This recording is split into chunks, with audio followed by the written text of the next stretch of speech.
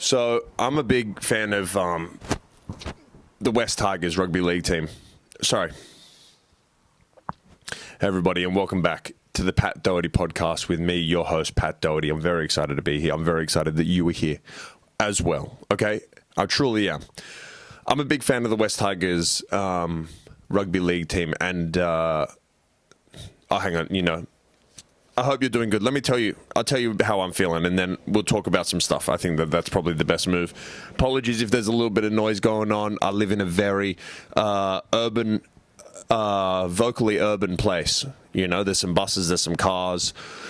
Hopefully this microphone can kind of cut out most of that sound, but if you're getting a little bit of excess, if you're getting a little bit of bleedage from the exterior, all I can do really is apologize and maybe redirect you visually, if you're watching here on YouTube, to the beautiful art behind me, the beautiful plant by my side, maybe the nice pants I'm wearing.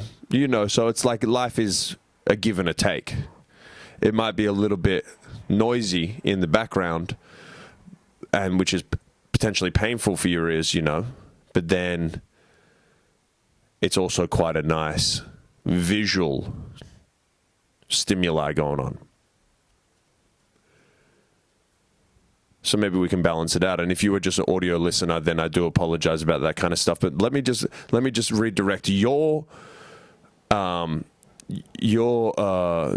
audio focus away from the background noise and into the sultry tones of my beautiful voice. And I don't know I don't know if I'm a baritone. I don't know if I'm any of the other ones. But whatever I am, I hope you enjoy it. That's all I'm trying to say. So I'm good. I've been good. My dog Lily is beautiful. We've really been sort of getting pretty active lately. I'm hoping to get onto this TV show that I can talk about maybe in the future. Who knows?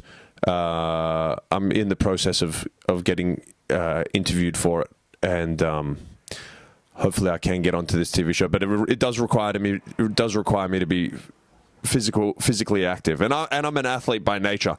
I sort of came out of the womb pretty athletic. I came out of the womb, and the doctor said to me, I spoke to the doctor years later. I said, how did I come out of my mother's vagina?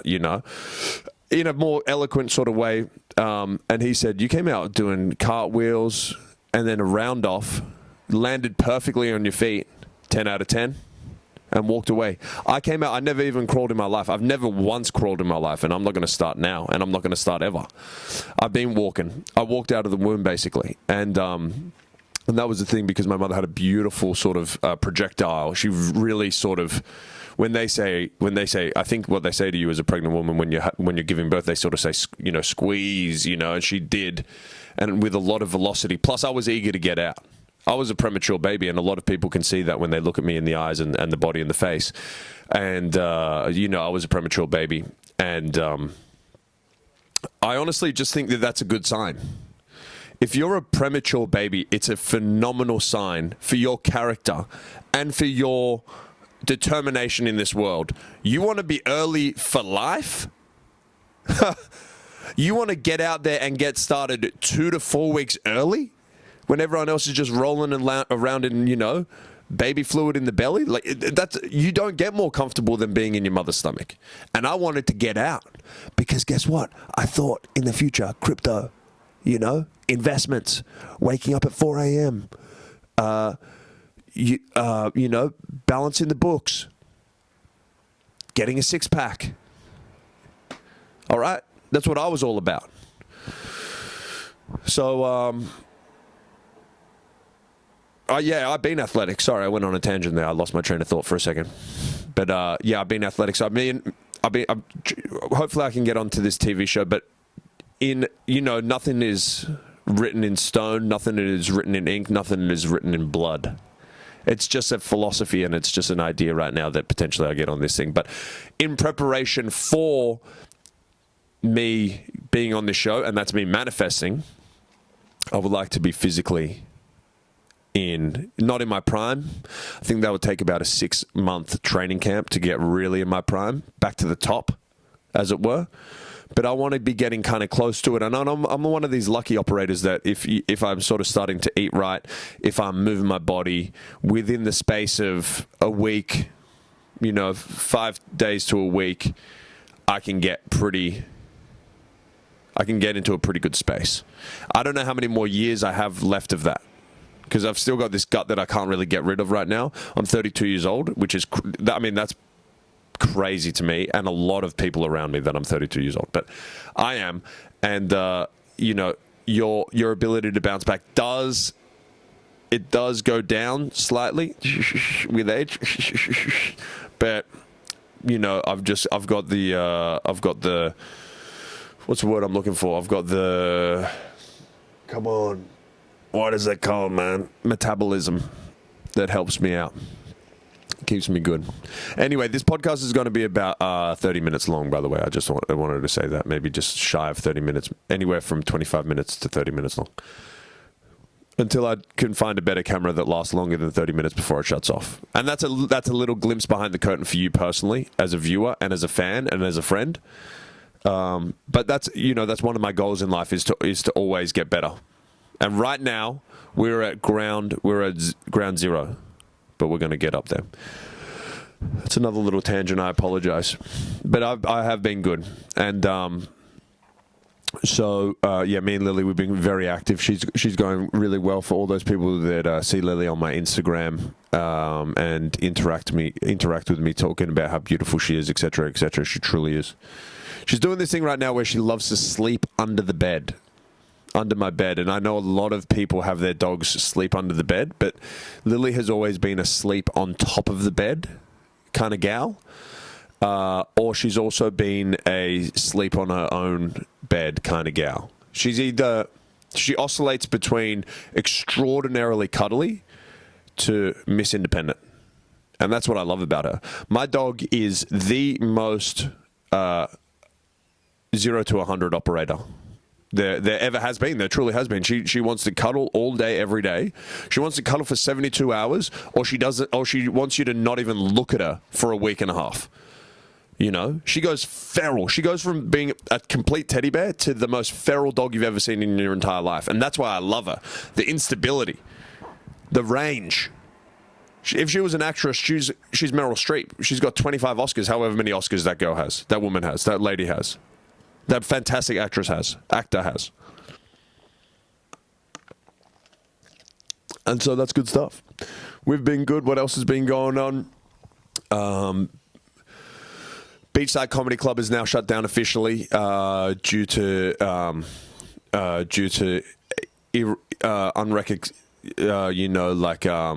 we just couldn't reconcile a couple of things, but that's good.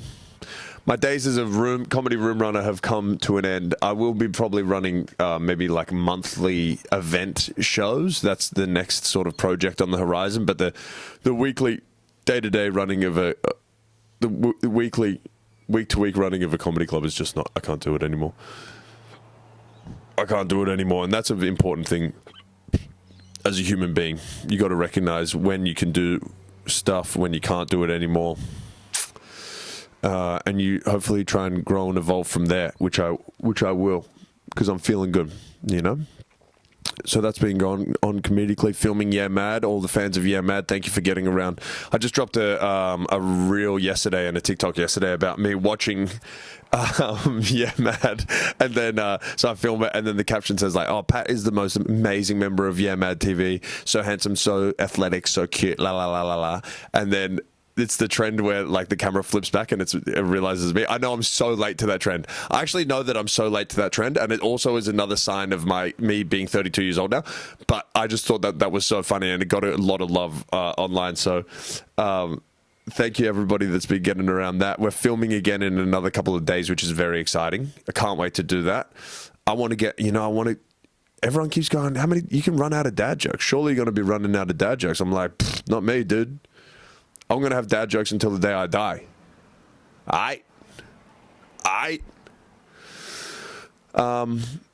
Opening for Frenchy in Penrith this Friday as well, which will be a lot of fun. If you haven't got any tickets to that, grab some tickets. I'm sure it's probably already sold out. I mean, Frenchy moves so many goddamn tickets. It's incredible. I personally think that Frenchy is the most recognizable comedian in this country. And I understand, being on the inside of the game, I know who is popular, right? More so than the average punter. You might see faces and posters up on the, you know, when you go into freaking Bondi Tony's, they got that wall there with all the posters on it. Or when you're going down King Street in Newtown, you see all the posters everywhere with people's face on it, and you go, oh, that person must be popular. No, they're not. If they were popular, they wouldn't have a poster in the street. You know what I mean? That's called a Hail Mary in marketing. Putting a poster up on a random street in a random place, not knowing who the fuck is going to be looking at it, not knowing if it gives you any form of sales in terms of tickets whatsoever, you know? So it's just like, that's a whole nother thing that I can get into another time. But like, anyway, so look, Frenchy, I'm telling you right now, I've been opening for him. I haven't done a podcast. I haven't even spoken about this before, but I've been opening for him since January this year. We've done somewhere in the vicinity of like maybe 25 shows together. He's great. Obviously, I fucking love Frenchy. I've been gigging with him in clubs for years, ever since I started, you know, and for how successful and how long his career has been going on for.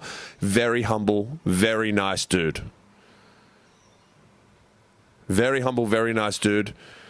I'm trying to think of how I can rag on him most effectively, you know, because that's how I show love as a comedian. Like I basically just want to give him his flowers because I think he's great, but then I also want to rag on him because I struggle to be completely sincere. So I'm just trying to think of that.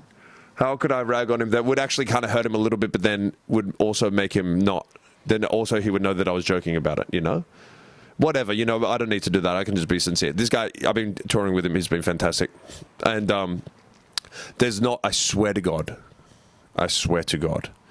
every 15 minutes when I'm with this guy, every 15 minutes, somebody goes, hey, Frenchy.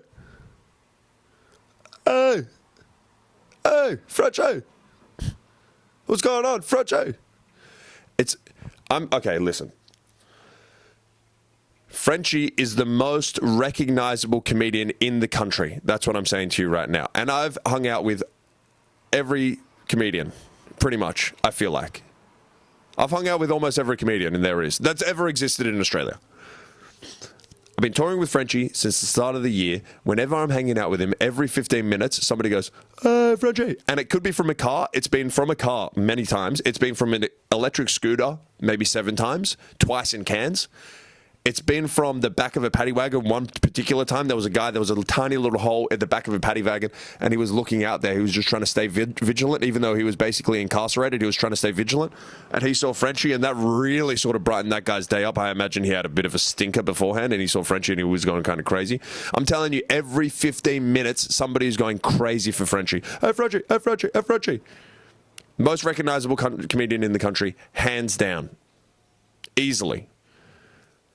So I'm opening for him in Penrith, you know, on Friday, and that's going to be absolutely fantastic. I'm sure it's going to be great. I do love doing these massive theatre shows because I get to kind of pretend that the audience is my fans, you know what I mean? Even though they're all there absolutely do see Frenchy, and very rightfully so. His show rips. He's a fantastic performer, etc., etc., etc., etc. But I get to stand out there for the first 15 minutes just being like, yeah, what's going on? I got a little dick, you know, or whatever, like dick jokes, whatever. And it's great. And I do appreciate this, that he is getting comedians, local comedians that he gigs with and works with to open for him, you know, because it does boost my profile, especially within the Australian market, and I massively appreciate that. You know, I massively appreciate that. That's really nice. Like, Yeah Mad is obviously fantastic. I love working on Yeah Mad heaps, but there's a huge international fan base, you know, massively international fan base. And so you never really come face to face with a lot of. It's like other people do from Yeah Mad. They come face to face with fans all the time. I guess I'm just not as recognizable as other people from Yeah Mad, and that's fine. Whatever. Who gives a fuck? Maybe I feel a little bit bad about that, but whatever. So many times, dude. This happens so often when I'm hanging out with Sath. I'll be hanging out with him. Maybe we'll be at Bill's in Bondi, you know, having a Bloody Mary. Seth and me love Bloody Marys. We'll be having a drink, and somebody will come over and say to Seth, hey, aren't you from Yeah Mad? And he'll be like, yeah, I am, man. I am. Thanks for watching. Dab him up, all that kind of stuff, you know? And the person will be like, I love Yeah Mad. I love everybody on Yeah Mad. Everybody, I like the old cast. I like the new cast, the whole thing. I absolutely love it. I watch it. You got me through some tough times. You know, I walked down the aisle to your dad jokes. I named my firstborn son Seth, Yeah Mad, whatever their last name is, you know? And he's like, yeah. Thank you so much. I appreciate that. That's great. I do appreciate the fans, you know, he says that kind of stuff. And then the person will continue, yeah, there's not a single part of Yeah Mad that I do not absolutely adore. I think it's all fantastic. And then I'm sitting there like, dude, I'm on the channel. I'm on Yeah Mad as well. And then the person will look at me. I won't say that, but I'll be thinking, and the person will look at me and they'll be like, hey, and I think this person's about to say, I like you from Yeah Mad. And then they go, do you mind getting a photo of me and Seth?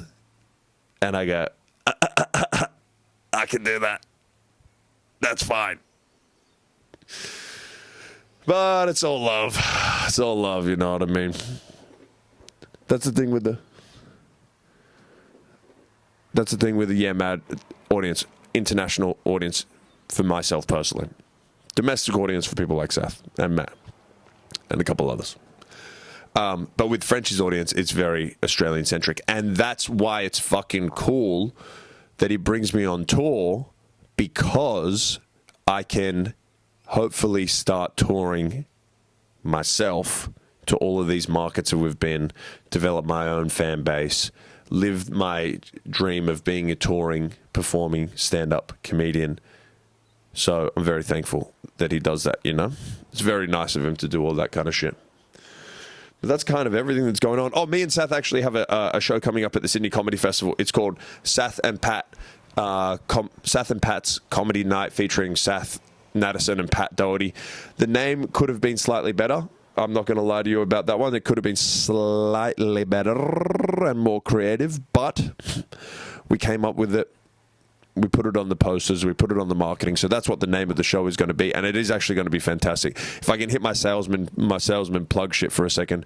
If you are in Sydney and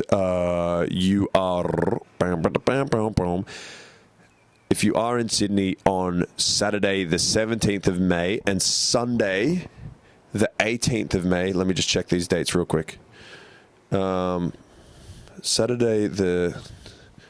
Let me get this. Sorry, I'm going on my phone. I know it's rude, guys. Look, I understand that it's rude, but I'm trying to give you information here that you will absolutely and 100% need to come and see me and Seth perform. So it's just like, you're going to have to just hold your horses for a second. All right? So if you are in Sydney on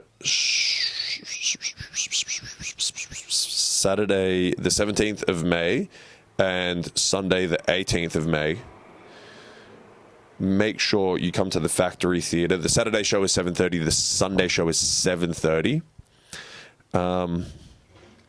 You can grab your tickets from either my Instagram or Seth's Instagram. As soon as I start plugging shit, I get tired. I don't want to do it. I just want to get famous enough so somebody else can do it for me. It would be really beneficial to just be able to have that, you know, because then I could focus on just being funny, which is something that I don't do enough of. Saturday the 17th.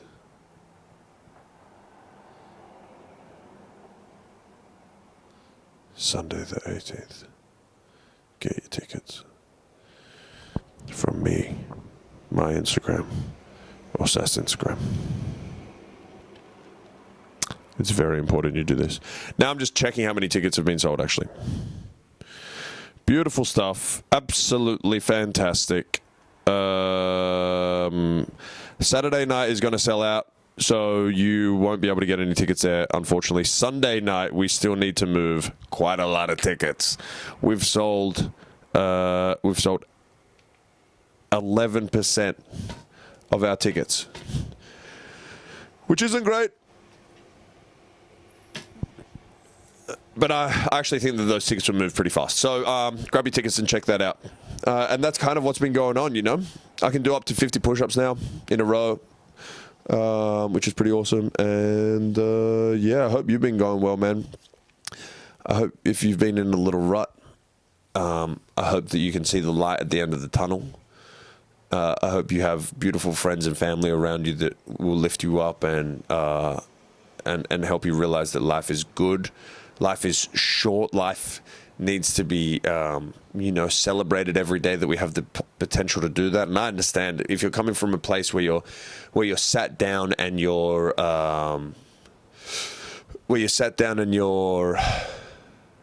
feeling blue, and you can't appreciate that life is a beautiful thing. I've been there, I've been there, and it's hard to be able to sort of see your way out of it.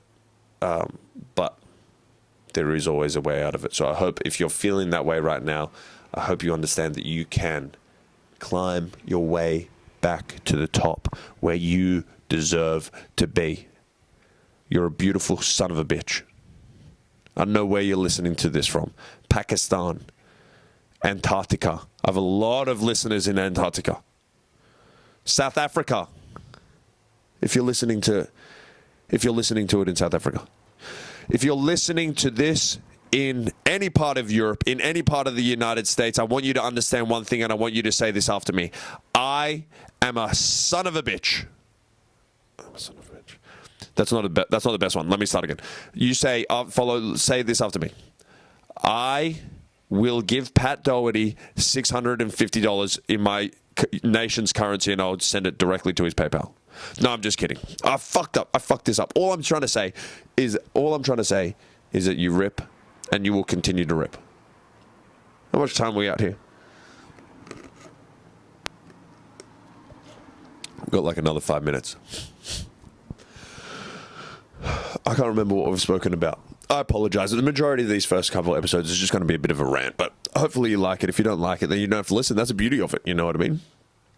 I kind of want this podcast to just be a bunch of people that like it and just really like it passionately and just like listening to it and just like it for what it is, and maybe can kind of tell me what it is because I don't really know what it is, and can tell me why they like it.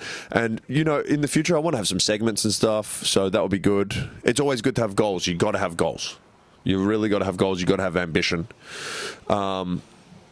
And it's exciting. It's very exciting. Oh, also, Billy Darcy has his show on the 17th of May. We're going to sell out our show.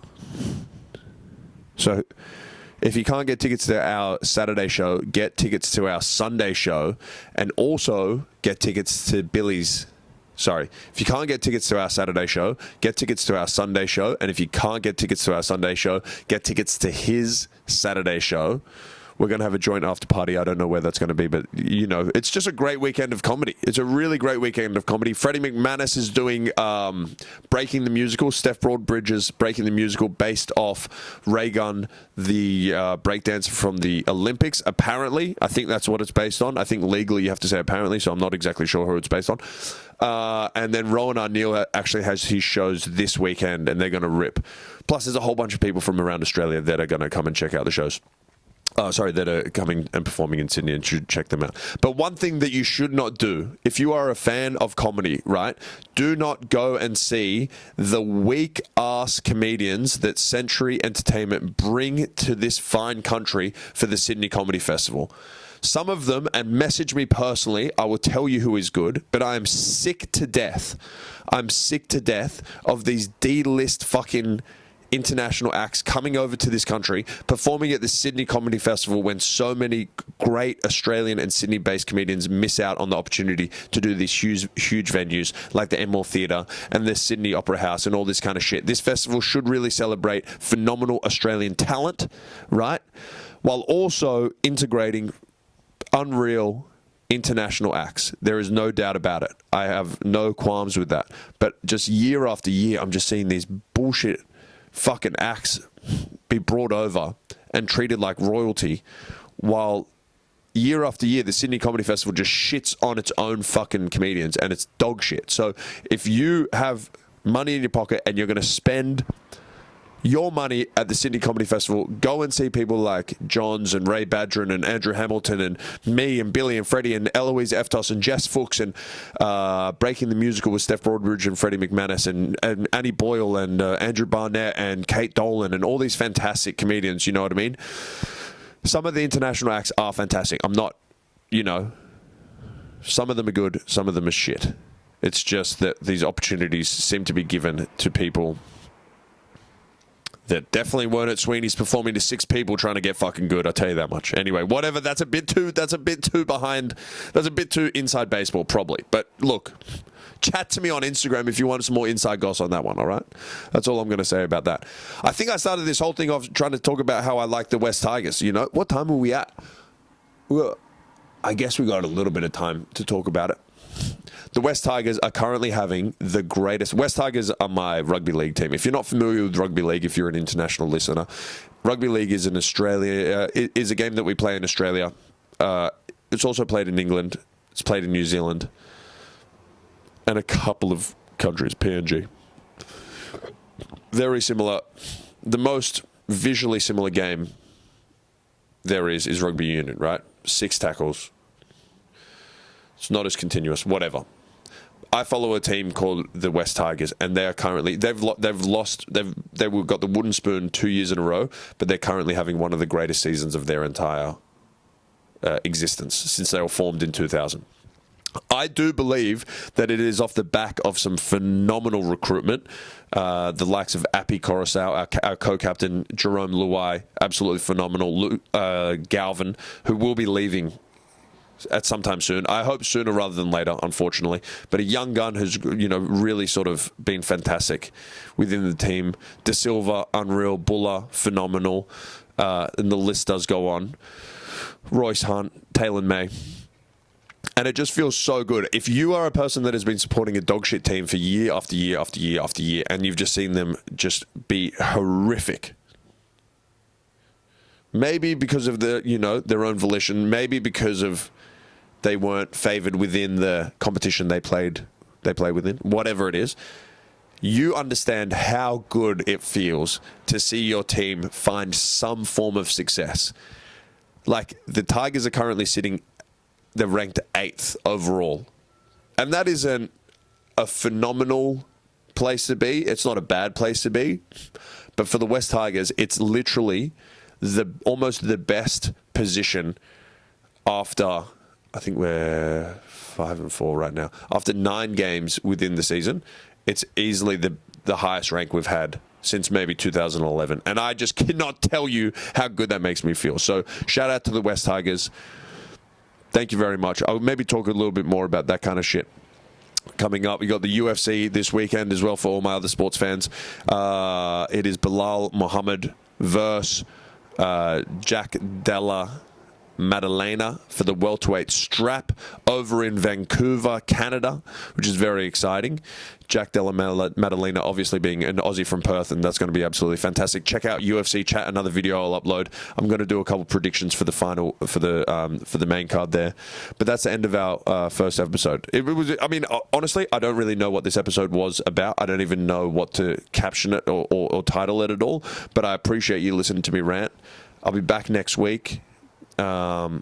If I have any sort of structure to it, maybe I'll start doing 2 a week. Who really knows? But if you have any suggestions for the podcast, please do let me know.